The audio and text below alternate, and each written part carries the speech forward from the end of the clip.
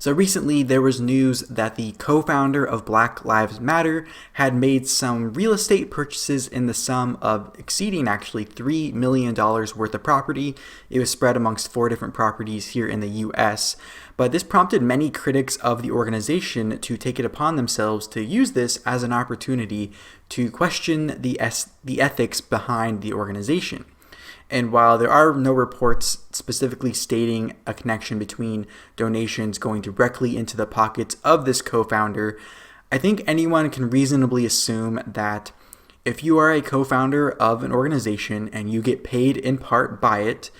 then some of that money is most likely going to your lifestyle expenses. But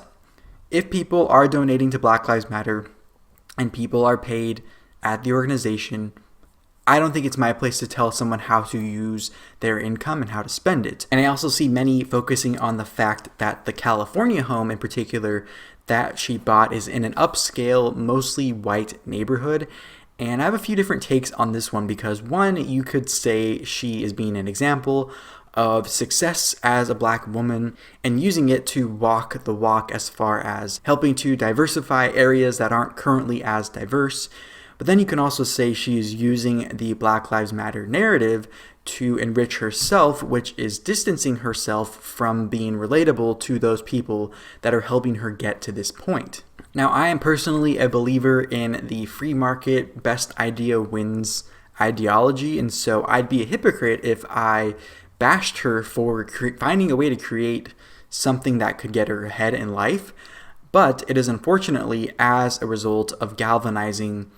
anger and perceived oppression from the followers of the Black Lives Matter movement and the organization in particular to enrich herself, which many see as wrong. However, I think this is what concerns me about the term nonprofit and the perceptions around it, which is maybe that the organization itself isn't profiting, but people that work for the organization are. And so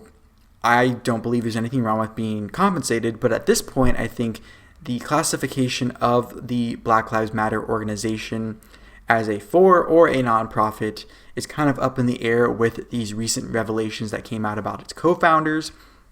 which to me gives, unfortunately, all organizations that could be even remotely the same as BLM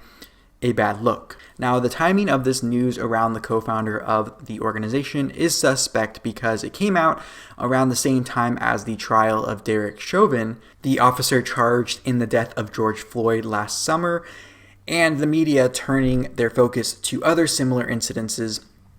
as it appears that the narrative that the media pushed last year around George Floyd appears to be falling apart as the trial goes on. So right now would normally be the perfect time for Black Lives Matter to galvanize people to distract from the Derek Chauvin trial and turn attention to these other incidences with the help of the media.